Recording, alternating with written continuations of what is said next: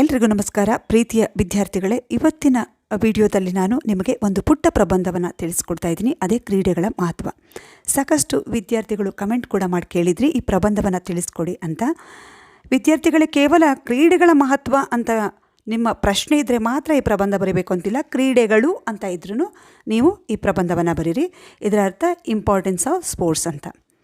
ಹಾಗಾದರೆ ಪ್ರಬಂಧವನ್ನು ತಿಳಿದುಕೊಳ್ಳೋಣ. ಅದಕ್ಕಿಂತ ಮೊದಲು ಯಾರ್ಯಾರು ಹೊಸದಾಗಿ ಈ ನನ್ನ ವಿಡಿಯೋ ನೋಡ್ತಾ ಇದ್ರು, ದಯಮಾಡಿ ಸಬ್ಸ್ಕ್ರೈಬ್ ಮಾಡಿಕೊಂಡು ವಿಡಿಯೋ ನೋಡಿ.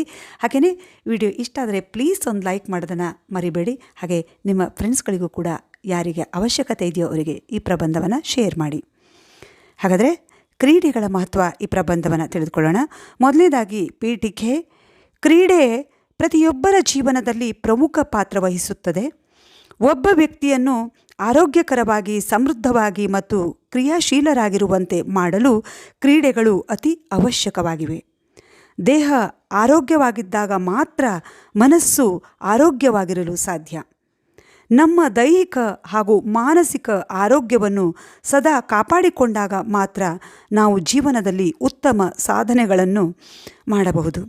ಹಾಗಾಗಿ ಪ್ರತಿಯೊಬ್ಬರ ಜೀವನದಲ್ಲಿ ಕ್ರೀಡೆಗಳು ಅತಿ ಅವಶ್ಯಕ. ಅಂದರೆ ಯಾರದ್ದೇ ಆಗಲಿ ಆರೋಗ್ಯ ಉತ್ತಮವಾಗಿದ್ದರೆ, ಅಂದರೆ ದೇಹ ಉತ್ತಮವಾಗಿದ್ದರೆ ಮಾತ್ರ ನಾವು ಯಾವುದೇ ಸಾಧನೆಯನ್ನು ಅಥವಾ ಮಹತ್ವದ ಕೆಲಸವನ್ನು, ನಮ್ಮ ಜೀವನದ ಗುರಿಯನ್ನು ನಾವು ತಲುಪೋಕ್ಕೆ ಸಾಧ್ಯ. ಆರೋಗ್ಯನೇ ಇಲ್ಲಾಂದರೆ ಏನೂ ಮಾಡೋಕ್ಕೆ ಸಾಧ್ಯ ಇಲ್ಲ. ನಾವು ಎಷ್ಟೋ ಸಾರಿ ಏನು ಮಾಡ್ತೀವಿ, ನಮ್ಮ ಸಮಯವನ್ನು ನಮ್ಮ ಆರೋಗ್ಯಕ್ಕಾಗಿ ನಾವು ಮೀಸಲಿಡೋದಿಲ್ಲ. ಹಾಗಾಗಿ ಸ್ವಲ್ಪ ಸಮಯವನ್ನಾದರೂ ನಮ್ಮ ಆರೋಗ್ಯದ ಬಗ್ಗೆ ನಾವು ಕೊಡಬೇಕು ಅಂತ ಈ ಪ್ರಬಂಧದ ಮುಖಾಂತರ ಎಲ್ರಿಗೂ ತಿಳಿಸೋಕ್ಕೆ ಇಷ್ಟಪಡ್ತೀನಿ. ಹಾಗೆಯೇ ವಿಷಯ ವಿವರಣೆ. ಕ್ರೀಡೆಗಳು ಮನರಂಜನೆ ಹಾಗೂ ದೈಹಿಕ ಚಟುವಟಿಕೆಯ ಅತ್ಯಂತ ಉಪಯುಕ್ತ ಸಾಧನವಾಗಿದೆ. ಕೆಲವರು ತಮ್ಮ ದೇಹದ ಫಿಟ್ನೆಸ್ಗಾಗಿ ಮತ್ತು ಆನಂದಕ್ಕಾಗಿ ಆಡುತ್ತಾರೆ. ಇನ್ನೂ ಕೆಲವರು ಹವ್ಯಾಸಕ್ಕಾಗಿ, ವೃತ್ತಿಗಾಗಿ ಆಡುತ್ತಾರೆ.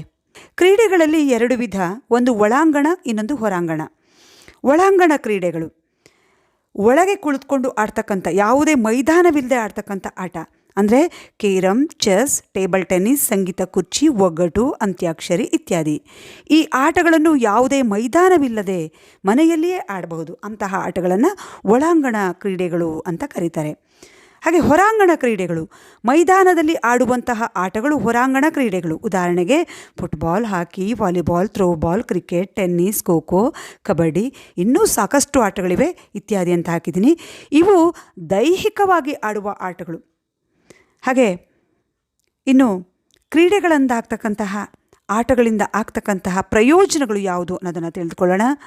ದೈಹಿಕ ಆರೋಗ್ಯಕ್ಕಾಗಿ, ಮಾನಸಿಕ ಆರೋಗ್ಯ ಸುಧಾರಿಸಿಕೊಳ್ಳಲು ಇದು ಉಪಯುಕ್ತವಾಗಿದೆ. ಸಾಮಾಜಿಕ ಕೌಶಲ್ಯಗಳನ್ನು ಅಭಿವೃದ್ಧಿಪಡಿಸಿಕೊಳ್ಳಲು ಕ್ರೀಡೆಗಳು ಸಹಾಯ ಮಾಡ್ತವೆ. ವಿವಿಧತೆಯಲ್ಲಿ ಏಕತೆಯನ್ನು ಪಡೆಯಲು ಕ್ರೀಡೆ ಸಹಕರಿಸುತ್ತದೆ. ಅಂದರೆ ಆಟ ಅಂತ ಬಂದಾಗ ಯಾವುದೇ ಜಾತಿ, ಧರ್ಮ ಅಥವಾ ಬಡವ ಶ್ರೀಮಂತ ಯಾವುದು ಬರೋದಿಲ್ಲ. ಹಾಗಾಗಿ ಇದು ವಿವಿಧತೆಯಲ್ಲಿ ಏಕತೆಯನ್ನು ಪಡಿತಕ್ಕಂಥ ಸಹಾಯ ಮಾಡುತ್ತೆ. ಕ್ರೀಡೆ ದೇಶದ ಆರ್ಥಿಕತೆ ಮತ್ತು ಹೆಸರನ್ನು ಅಭಿವೃದ್ಧಿಪಡಿಸಲು ಸಹಾಯ ಮಾಡುತ್ತೆ. ಅಂದರೆ ನಿಮಗೆ ಗೊತ್ತಿದೆ, ಸ್ಪೋರ್ಟ್ಸ್ ಬಗ್ಗೆ ಸಾಕಷ್ಟು ಜನರಿಗೆ ಒಂದು ದೇಶದಿಂದ ಇನ್ನೊಂದು ದೇಶದಕ್ಕೆ ಹೋಗಿ ಆಡ್ತಕ್ಕಂಥ ಆಟಗಳು, ಈ ಕ್ರಿಕೆಟ್, ಹಾಕಿ, ಬೇರೆ ಬೇರೆ ಆಟಗಳನ್ನು ನೋಡ್ತೀರ. ಇದು ನಮ್ಮ ದೇಶದ ಆಟಗಾರರ ಹಾಗೂ ದೇಶದ ಆರ್ಥಿಕತೆಯನ್ನು ಅಭಿವೃದ್ಧಿಪಡಿಸೋದಕ್ಕೆ, ಅಲ್ಲದೆ ನಮ್ಮ ದೇಶದ ಹೆಸರನ್ನು ಅಭಿವೃದ್ಧಿಪಡಿಸೋದಕ್ಕೆ ಕ್ರೀಡೆ ಸಹಾಯ ಮಾಡುತ್ತೆ. ಏಕತೆ ಮತ್ತು ರಾಷ್ಟ್ರೀಯತೆಯನ್ನು ಅಭಿವೃದ್ಧಿಪಡಿಸಲು ಸಹಾಯ ಮಾಡುತ್ತದೆ. ನಾವೆಲ್ಲ ಒಂದು ಅಂತಕ್ಕಂಥ ರಾಷ್ಟ್ರೀಯತೆಯನ್ನು ಅಭಿವೃದ್ಧಿಪಡಿಸೋದಕ್ಕೆ ಸಹಾಯ ಮಾಡುತ್ತೆ.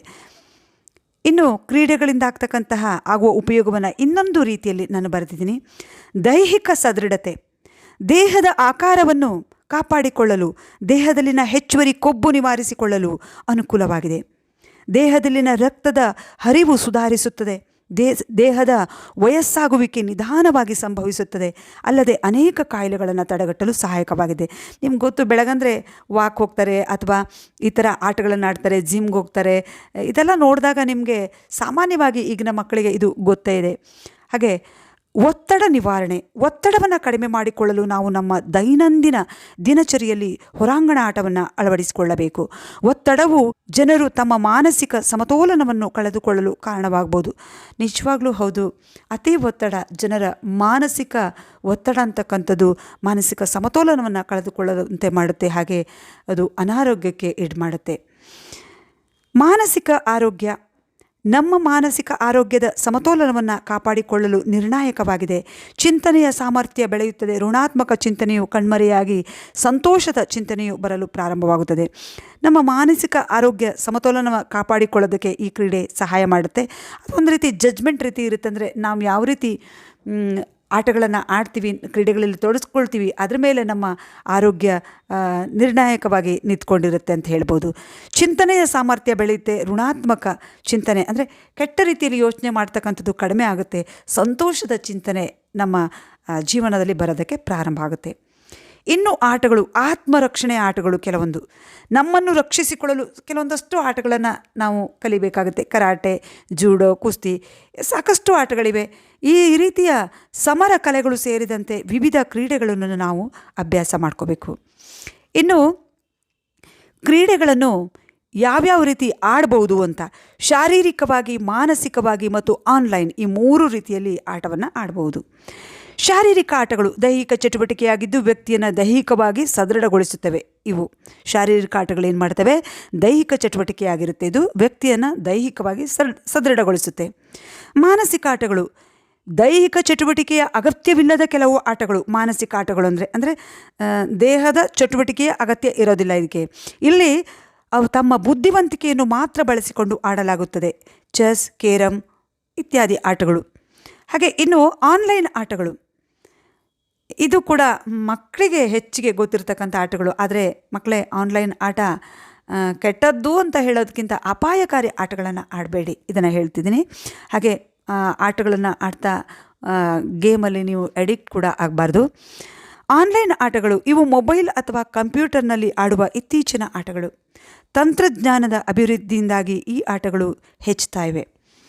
ಈ ಆಟದ ಬಗ್ಗೆ ನಿಮಗೆ ಗೊತ್ತಿರುತ್ತೆ ಅಂತ ಅಂದ್ಕೊಂಡಿದ್ದೀನಿ. ಹಾಗೆ ಕೊನೆಯದಾಗಿ ಉಪಸಂಹಾರ.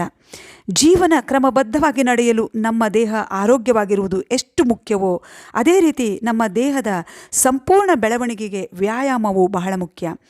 ಈ ರೀತಿಯ ಕ್ರೀಡೆಗಳಲ್ಲಿ ಭಾಗವಹಿಸುವುದರಿಂದ ನಮ್ಮ ದೇಹಕ್ಕೆ ಉತ್ತಮ ವ್ಯಾಯಾಮ ಸಿಗುತ್ತದೆ. ಮಕ್ಕಳು ಮತ್ತು ಯುವಕರು ಮಾನಸಿಕ ಮತ್ತು ದೈಹಿಕ ಬೆಳವಣಿಗೆಗಾಗಿ ಕ್ರೀಡೆಗಳಲ್ಲಿ ಆಸಕ್ತಿ ಬೆಳೆಸಿಕೊಳ್ಳುವುದು ಅನಿವಾರ್ಯವಾಗಿದೆ.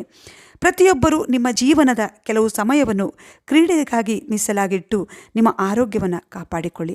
ವಿದ್ಯಾರ್ಥಿಗಳೇ, ಇಲ್ಲಿವರೆಗೆ ಕ್ರೀಡೆಗಳ ಮಹತ್ವ ಅಂತಕ್ಕಂಥ ಒಂದು ಪುಟ್ಟ ಪ್ರಬಂಧವನ್ನು ತಿಳಿಸ್ಕೊಡೋದಕ್ಕೆ ನಾನು ಪ್ರಯತ್ನಿಸಿದ್ದೀನಿ.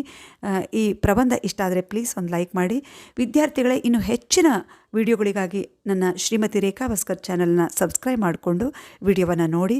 ಹಾಗೆ ಯಾವ ನಿಮ್ಮ ಫ್ರೆಂಡ್ಸಿಗೆ ಅವಶ್ಯಕತೆ ಇದೆಯೋ ದಯಮಾಡಿ ವಿಡಿಯೋಗಳನ್ನು ಶೇರ್ ಮಾಡಿ. ಇಲ್ಲಿವರೆಗೆ ಈ ವಿಡಿಯೋವನ್ನು ನೋಡಿದ್ದಕ್ಕೆ ಥ್ಯಾಂಕ್ ಯು.